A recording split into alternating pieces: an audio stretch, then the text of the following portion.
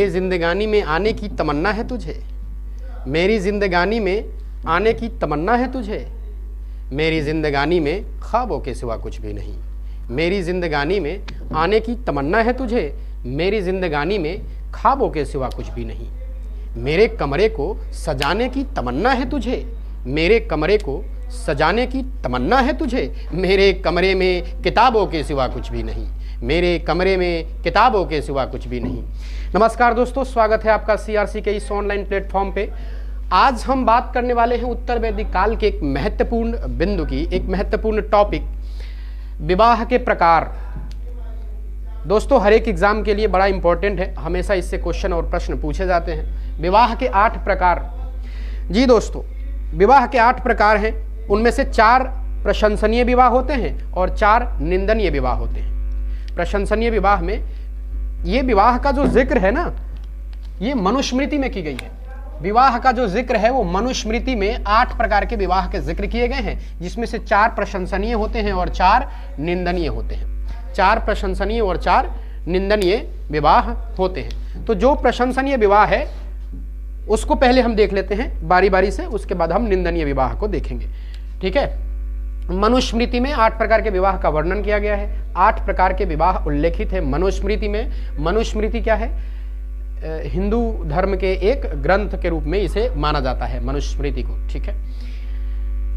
ब्रह्म विवाह सबसे पहले हम देखते हैं। ब्रह्म विवाह, तो ये जो ब्रह्म विवाह दिख रहा है, इसमें माता पिता जब कन्या वयस्क हो जाती है तो उसके योग्य वर देखकर उसकी शादी कराई जाती है। जब कन्या वयस्क हो जाती है, यानी कि वयस्क कन्या का विवाह होता है। इसमें माता पिता जब कन्या वयस्क हो जाती है तो उसके योग्य वर देखकर उसकी शादी करा दी जाती है, उसका विवाह होता है। हमारे जो इस वक्त हमारे समाज में या अभी जो शादियां हो रही हैं वो ब्रह्म विवाह के तर्क पे हो रही हैं, तर्ज पे हो रही हैं। ये ब्रह्म विवाह, देखिए दोस्तों, विवाह, आज एक और बात बता दूं कि विवाह संपूर्ण जीवन का मकसद नहीं होना चाहिए। विवाह जीवन के यात्रा में एक हिस्सा है, विवाह संपूर्ण जीवन का मकसद नहीं है। लेकिन ये बदनसीबी है कि हमारे समाज में लोग हमेशा तुरंत एक एग्जाम्पल या उदाहरण दे देते हैं कि यार तुम पढ़ोगे नहीं तो विवाह नहीं होगी, सुंदर लड़की नहीं मिलेगी या सुंदर वर नहीं मिलेगा, है ना। मतलब हर चीज़ को ना विवाह से जोड़कर देखते हैं। ये एक परिपक्व समाज का ये ऐसा परिदृश्य नहीं होना चाहिए कि लोग हमेशा एक ऐसी बात कहें जिससे कि लोग अपने जीवन का, संपूर्ण जीवन का मकसद मान लें। ये एक हिस्सा है ज़रूर, शारीरिक ज़रूरतों को ये एक मतलब कहने का मतलब पूरा संपूर्ण मकसद नहीं बनाना चाहिए। आइए बात करते हैं दैव विवाह। इसमें क्या होता है? पुरोहित से विवाह कर लिया जाता था, यानी कि जब कन्या अपने पुरोहित से विवाह कर ले, मंत्र उच्चारण या यज्ञ कराने वाले पुरोहित से विवाह कर ले, तो वो दैव विवाह होता था। ठीक है। अब एक है आर्ष विवाह। आर्ष विवाह में क्या होता है?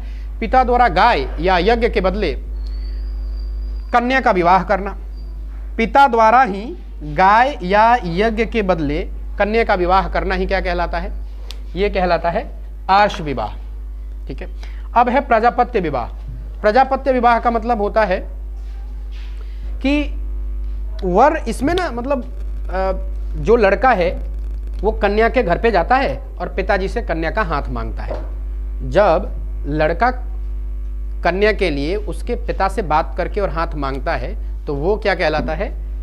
प्रजापत्य विवाह कहलाता है ना। मैं इसका जिक्र इधर लिख दूं, शायद अगर दिखाई नहीं दे रहा हो, ज़्यादा नीचे है। तो इसमें क्या होता है? वर जो है ना,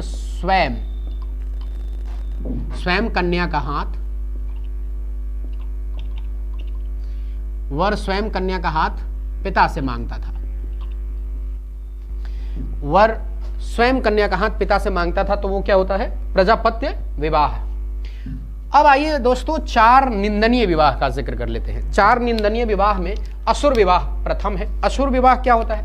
पिता द्वारा धन के बदले कन्या का विक्रय कर देना, यानी कि जब धन के लालच में पिता अपने बेटी को, अपनी पुत्री को बेच देता है, विक्रय कर देता है, तब वो असुर विवाह कहलाता है।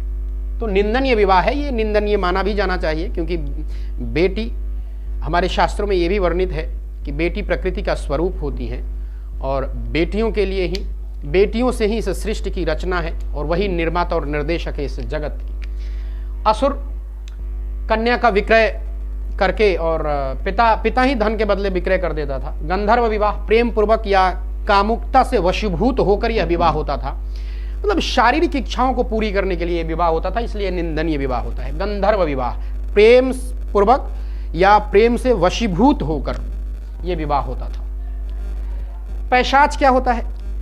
सोई हुई कन्या या कोई कन्या जो विक्षिप्त अवस्था में हो, सोई हुई हो, उसके साथ क्या करना? सहवास करना या शारीरिक संबंध स्थापित करके विवाह करने की जो विधि या विवाह करने की जो प्रथा थी वो क्या कहलाती थी? पैशाच्य प्रथा। पैशाच, ठीक है। और पैशाच मतलब आप जानते हैं वो जो बुरे स्वभाव के जो लोग होते हैं। तो सोई हुई कन्या के साथ सहवास कर लेना या विक्षिप्त अवस्था में जो कोई कन्या है उसके साथ सहवास कर लेना और तब विवाह करना पैशाच्य विवाह होता था। राक्षस विवाह, राक्षस विवाह क्या है? बलपूर्वक कन्या को छीन लेते थे राक्षस क्या करते थे? बलपूर्वक कन्या को छीन लेते थे और छीन कर विवाह कर लेते थे। ये विवाह क्या कहलाता है? ये विवाह कहलाता है राक्षस विवाह, है ना।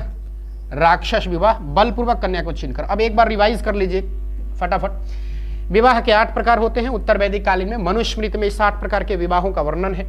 4 इसमें प्रशंसनीय हैं, 4 निंदनीय हैं। 4 प्रशंसनीय हैं। ब्रह्म विवाह, जो इसमें क्या होता है? जब कन्या वयस्क हो जाती है, यानी कि वयस्क कन्या का विवाह होता है। माता पिता जब कन्या वयस्क हो जाती है तो उसके योग्य वर देखकर उसका विवाह कर देते हैं। दैव विवाह क्या होता है? पूजा पाठ कराने वाले जो पुरोहित होते हैं उन्हीं से विवाह कर देना है, दैव विवाह होता है। आर्ष विवाह क्या होता है? पिता द्वारा 2 गाय या यज्ञ के बदले कन्या जब विवाह करती थी तो क्या होता था? आर्ष विवाह होता था। एक प्रजापत्य विवाह है। इसमें क्या होता है? वर स्वयं कन्या का हाथ पिता से मांगता है। वर यानी कि जो दुल्हे राजा हैं वो अपनी कन्या के लिए पिता से, मतलब हिम्मती किस्म के थे। मतलब आजकल किसको हिम्मत है कि जिससे मोहब्बत है उसके बाप से जाके बोले कि सुनिए हम आपके बेटी से मोहब्बत करते हैं और हम आपके बेटी से शादी करना चाहते हैं। ये संभव तो बिल्कुल ही नहीं है। संभव है लेकिन अमूमन या सामान्यतः ऐसा नहीं होता। तो प्रजापत्य विवाह ये है जब वर स्वयं पिता से जाकर कन्या का हाथ मांगकर विवाह करता था तो प्रजापत्य होता था। अब बात करते हैं 4 निंदनीय विवाह की। असुर विवाह, पिता द्वारा धन के बदले कन्या को बेच दिया जाता था, वो असुर विवाह हो जाता था। अब है गंधर्व विवाह, प्रेम से वशीभूत होकर या शारीरिक कामुकता को पूरी करने के लिए यह विवाह किया जाता था। गंधर्व प्रेम पूर्वक या प्रेम से वशीभूत होकर शादी करना, गंधर्व विवाह। पैशाच विवाह होता था कि जब कन्या सोई हुई होती है या कन्या विक्षिप्त अवस्था में होती है तो उसके साथ सहवास या शारीरिक संबंध स्थापित करके जो विवाह किया जाता था वो पैशाच विवाह होता था। बच गया राक्षस। तो राक्षस विवाह क्या होता है? तो राक्षस विवाह होता है जब बलपूर्वक, ठीक है, बलपूर्वक कन्या को छीनकर विवाह करना। तो बलपूर्वक जब कन्या को छीनकर विवाह किया जाता था वो होता था राक्षस विवाह। जाहिर सी बात है राक्षस इसी प्रवृत्ति के होते थे। तो ये रहा उत्तर वैदिक काल के और इससे संबंधित प्रश्न हम अगले वीडियो में आपको देंगे। और उत्तर वैदिक काल का बच रहा है सामाजिक और आर्थिक स्थिति, धार्मिक और आर्थिक स्थिति। तो आर्थिक और धार्मिक स्थिति अगले वीडियो आपको बहुत ही जल्द मिल जाएगी। तब तक के लिए शुक्रिया। आपको इसी तरह के और वीडियो चाहिए या ये वीडियो आपको पसंद आए तो बेल आइकन को दबाना ना भूलें। शेयर, लाइक, सब्सक्राइब जरूर दें। कोई भी प्रश्न हो तो कमेंट में ज़रूर कमेंट करें, ठीक है। तब तक के लिए शुक्रिया।